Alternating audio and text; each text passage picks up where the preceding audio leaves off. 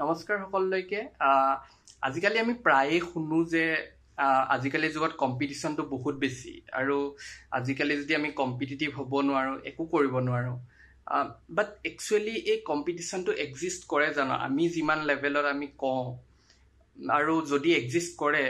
আমি কাৰ লগত কম্পিট কৰি আছো আৰু কিহৰ কাৰণে কম্পিট কৰি আছো বাট মই এটা ষ্টৰী বা এটা ইনসিডেন্ট শেয়াৰ কৰিব বিচাৰিছো মোৰ লাইফৰ পৰা যোনটো ইনসিডেন্টৰ পিছত মোৰ কাৰণে এই কোৱেশ্চন গিটাৰ এনসাৰ গিটা বা মই যোনটো পাৰ্সপেক্টিভৰ বা এই কোৱেশ্চন গিটা চাইছিলো বহুত খলনি হৈ গৈছিলে সো এটো মোৰ কলেজৰ কাহিনী হয় যদি কোনবাই নাজানে মই বৰ্তমান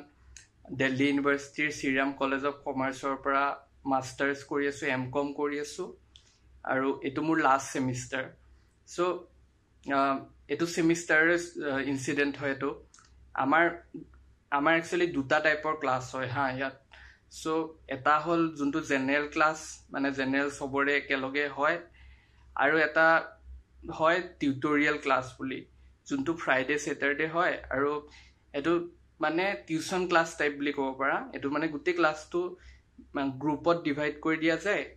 10-15টা ষ্টুডেন্টৰ এটা গ্ৰুপ বনাই দিয়া যায় আৰু টিউশন ক্লাস টাইপ বেলেগ গ্ৰুপৰ বেলেগ টিচাৰৰ লগত তেনেকে টিউটোৰিয়েল ক্লাস হয় সো এদিন তেনেকে এটা টিউটোৰিয়েল ক্লাস ছিলে আমাৰ কনজিউমাৰ বিহেভিয়াৰ বুলি এটা সাবজেক্টৰ মাৰ্কেটিংৰ সো সেই সাবজেক্টটো আমি ক্লাস কৰিব গলো আমাৰ যোনজন স্যাৰ আছিলে স্যাৰজনে এটা কোৱেশ্চন কৰিলে হা আমাৰ সবকে যে কোৱেশ্চনটো আছিলে যে যেতিয়া এটো সকলোৰে মনত আছে চাগে যে 2014-15 টাইমত যেতিয়া বিজেপি গভৰ্ণমেন্ট নতুনকে আহিছিলে তেতিয়া কি কৰিছিলে যে যোনটো এলপিজি সিলিন্ডাৰৰ সাবসিডি আছিলে আগতে কেনেকুৱা আছিলে মানে সাবসিডিটো ধৰিলা 300 টকা সাবসিডি আছিলে আৰু সিলিন্ডাৰটোৰ অৰিজিনাল প্ৰাইসটো যদি মানে 800 টকা সাবসিডিটো মাইনাস কৰি যোনটো প্ৰাইস হয়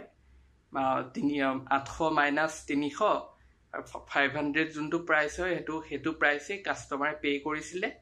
আৰু সিলিন্ডাৰ তেনেকে কিনি আনিছিলে সাবসিডিটো মানে আগতে মাইনাস হৈ গৈছিলে বাট পিছত কি হল যে সেই সাবসিডিটো আগতে মাইনাস নহয় যোনটো সাবসিডিৰ এমাউন্টটো হয় সেই এমাউন্টটো বেংক একাউন্টলে যোনে সিলিন্ডাৰটো কিনে তাৰ বেংক একাউন্টলে ট্ৰান্সফাৰ হ'ব বুলি তেনেকে হেতু স্কিমটো আনিছিলে যে আগতে ধৰিলোৱা এতিয়া তাৰ পিছত কি হল মানে 800 টকাৰ সিলিন্ডাৰটো আছিলে ফাৰ্স্ট টাইম কিনুতে সবে 800 টকা দিয়ে কিনিব লাগিব তাৰ পিছত যোনে কিনে তাৰ বেংক একাউন্টত যোনটো সাবসিডি এমাউন্টটো ধৰিলোৱা 300 টকা হেতু বেংক একাউন্টলে ট্ৰান্সফাৰ হৈ যাব সো তেনেকে হল তাইছে এতিয়া কোৱেশ্চনটো আছিলে যে হেতু যেতিয়া হৈছিলে সেই স্কিমটো যেতিয়া নতুনকে গভৰ্ণমেন্টে ইমপ্লিমেন্ট কৰিছিলে তাৰ পিছতে আমাৰ ইন্ডিয়াত যোনটো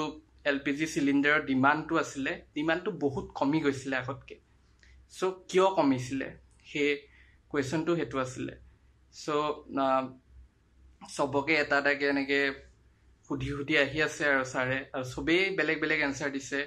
মানে এটা এক্সটেন্টলৈকে সব এনসাৰে কাৰেক্টে আছিলে কিছুমানে কৈছে ধৰিলোৱা সবৰে বেংক একাউন্ট নাই আইছত কিছুমানে কৈছে তেনেকে আৰু বেলেগ কিছুমানে বহুত কিবা ডাঙৰ ইকোনমিক পলিচিৰ কথা কৈছে কিবা মানে সবে এনসাৰ দিছে আৰু বেলেগ লাষ্টত এনেকে মই আছিলো লাষ্টত সাৰে মোক সুধিছে এনেকে যে তই ক কি কাৰণে হৈছিলে মই সিম্পল কে মই বেছি ভবা নাই মই কৈছো যে মেবি মই বলো যোনটো সিম্পল মোৰ মাথাত আহিছে যে আগতে 800 টকাৰ জাগাত মানে 500 টকা ফাৰ্ষ্টত পে কৰিব লগিয়া হৈছিলে এতিয়া 800 টকাটোৱে পে কৰিব লগিয়া হৈছে আৰু বহুত মানুহৰ কাৰণে সেই 300 টকাৰ ডিফাৰেন্সটো সবৰ কাৰণে নালাগিলেও বহুত দুখীয়া মানুহৰ কাৰণে হেতু বহুত ডাঙৰ কথা হয় আগতে ধৰিলোৱা সি 800 টকা দি মানে 500 টকা দি যোনটো বস্তু কিনি আছিল এতিয়া হেতু যদি 800 টকা দি কিনিব লগিয়া হৈছে লাগিলে সি 300 টকাটো পিছত ঘূৰাই পাওকো তেতিয়াও তাৰ কাৰণে সেই 300 টকাৰ ডিফাৰেন্সটো ইমান বেছি হৈ যায় যে সি এফৰ্ড কৰিব নোৱাৰেগে সেই 800 টকীয়া বস্তুটো সো হেতু কাৰণে মেবি ডিমান্ডটো বহুত কমি গৈছিলে তাৰপিছত সাৰে মই এনসাৰটো দিয়াৰ পিছত সাৰে ক'লে যে মই এটো এনসাৰৰ কাৰণে এটো এনসাৰে বিচাৰি আছিলো মেইনলি আৰু মোক ক'লে যে সেইটোতো ঠিকে আছে। তাৰপিছত ছাৰে মোক ক'লে যে মই তোৰ পৰাই এই এনচাৰটো এক্সপেক্ট কৰিছিলোঁ, তই এই এনচাৰটো দিব পাৰিবি বুলি। তাৰপিছত মই ভাবিলোঁ কিয় তেনেকৈ ক'লে, মই সুধিলোঁ ছাৰক। তাৰপিছত ছাৰে ক'লে যে বিকজ তই মানে তেনেকুৱা অলপ ভিতৰৰ জেগাৰ পৰা আহিছ, মানে ছাৰে গম পায় যে মই তেনেকৈ বাকীখিনি ধৰি লোৱা চব দিল্লী চেল্লিৰে হয়, এনেকৈ চিটি এৰিয়াৰে হয়। চ' মোক ক'লে তই সেইবোৰ বস্তু নিজে হয়তো দেখিছ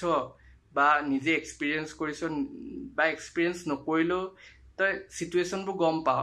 সেইটো কাৰণে এই এনচাৰটো তই দিবি বুলি মই এক্সপেক্ট কৰিছিলোঁ। যেতিয়া সেইটো ষ্টৰিটো সেইটো আছিলে মেইনলি। তাৰপিছত এতিয়া মানে ষ্টৰিটোতো সেইটো হৈ গ'ল। সেই ইনচিডেণ্টটোৰ পৰা মই বহুত কেইটা কথা শিকিছিলোঁ। চ' ফাৰ্ষ্টটোতো এইটো মই লাষ্ট ভিডিঅ'টোতে কৈছিলোঁ যে যোনখিনি বহুত এনেকুৱা গাঁৱৰ বা স্মল টাউনৰ প্ৰব্লেম, যোনবোৰ ডাঙৰ মেট্ৰ' চিটিত থকা মানুহে বা তেনেকুৱা জেগাৰ মানুহে সেই প্ৰব্লেমখিনি গমেই নাপায় বা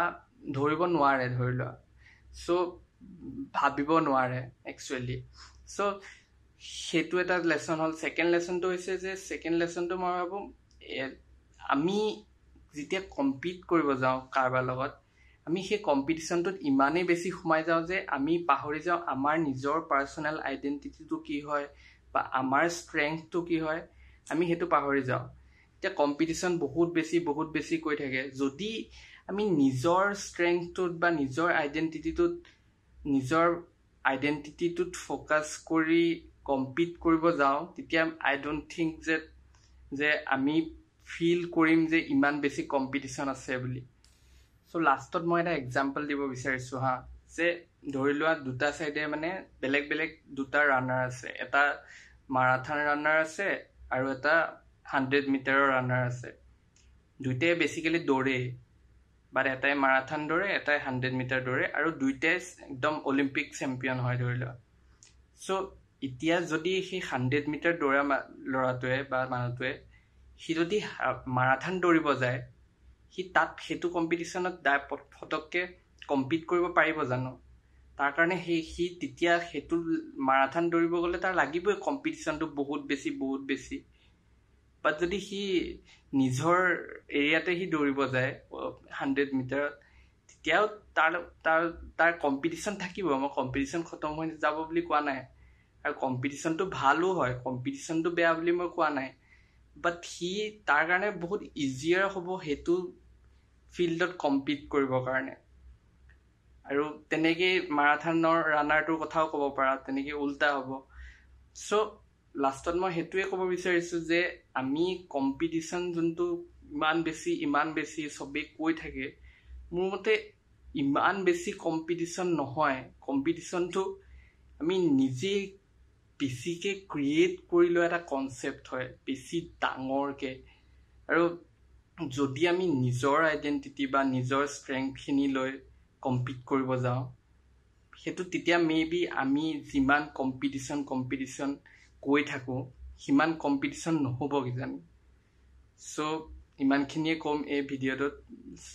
ভাল পালে শ্বেয়াৰ কৰিব, ভিডিঅ'টো লাইক কৰিব। আৰু এইটো জাষ্ট মই ষ্টৰিটো শ্বেয়াৰ কৰিব বিচাৰিছিলোঁ।